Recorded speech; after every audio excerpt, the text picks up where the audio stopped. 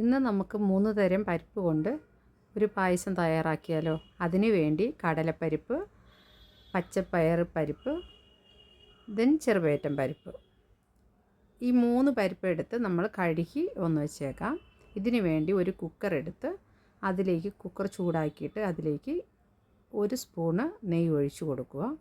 ഇതൊന്ന് ചൂടായതിന് ശേഷം ഇതിലേക്ക് പരിപ്പ് നമ്മൾ കഴുകി വെച്ചിട്ടുണ്ടല്ലോ, അതൊന്ന് ഇട്ട് കൊടുത്ത് നമുക്കൊന്ന് ഫ്രൈ ചെയ്തെടുക്കാം. പരിപ്പൊന്ന് കളർ ചേഞ്ചായി വന്ന ഉടനെ ജവരി ഇട്ട് കൊടുത്ത് ഇതിലേക്ക് 1 ഗ്ലാസ് വെള്ളം ഒഴിച്ച് കുക്കർ അടച്ചു വെച്ച് നമുക്ക് 5 വിസിൽ വരുന്നത് വരെ ഒന്ന് വേവിച്ചെടുക്കാം. ഇതൊന്ന് പ്രഷർ അടങ്ങിയതിന് ശേഷം നമുക്ക് ഓപ്പൺ ചെയ്ത് നോക്കാം. ഓപ്പൺ ചെയ്ത് നോക്കിയപ്പം നന്നായിട്ട് വെന്തിട്ടില്ല, കുറച്ചുകൂടെ വേകാനുണ്ട്, വേവ് കുറവായിരുന്നു. ഇതിലേക്ക് തേങ്ങ ചിരുക്കി പാലെടുത്ത് 3-ാം പാല്, 1-ാം പാൽ, 2-ാം പാൽ, 3-ാം പാൽ എന്ന് എടുത്തിട്ടുണ്ട്. അതിൽ 3-ാമത്തെ പാല് ഒഴിച്ചു കൊടുക്കാം. ഒഴിച്ചു കൊടുത്തിട്ട് ഇച്ചിരി കൂടെ നമുക്ക് നോക്കുമ്പം പാൽ ആവശ്യമുണ്ട്. 2-ാം പാൽ ഇച്ചിരി കൂടെ ഒഴിച്ചു കൊടുക്കുക. ഒഴിച്ചു കൊടുത്ത് നമുക്കത് കുക്കർ അടച്ചു വെച്ച് എഗെയിൻ ഒരു 4-5 വിസിൽ വരുന്നത് വരെ നന്നായിട്ടൊന്ന് വേവിച്ചെടുക്കണം. ഇനി പായസത്തിന് ആവശ്യമുള്ള ശർക്കര നമുക്ക് ഉരുക്കിയെടുക്കാം. അത് ഒന്ന് അടുപ്പത്ത് വെച്ച് നല്ല തിളപ്പിച്ച് ഉരുക്കിയെടുക്കാം. പാനിയായിട്ടുണ്ട്.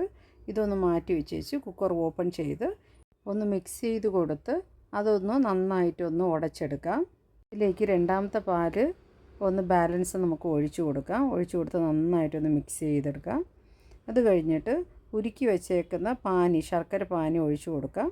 ഒഴിച്ചു കൊടുത്ത് നന്നായിട്ടൊന്ന് മിക്സ് ചെയ്ത് അത് നന്നായിട്ട് തിളച്ച് വന്നതിന് ശേഷം ഇതിലേക്ക് 1-ാമത്തെ പാല് നമുക്ക് ഒഴിച്ചു കൊടുത്ത് അത് തിളപ്പിക്കരുത്, ലേസായിട്ട് ഒന്ന് തിളച്ച് വരുന്ന സമയത്ത് നമുക്ക് അത് ഓഫ് ചെയ്ത് വയ്ക്കാം. ഓഫ് ചെയ്ത് വെച്ചിട്ട് വെച്ചേക്കുന്ന ഏലക്ക പൗഡർ ഒന്ന് നമുക്ക് ഇട്ട് കൊടുത്ത് മിക്സ് ചെയ്ത് നമുക്ക് മാറ്റി വയ്ക്കാം.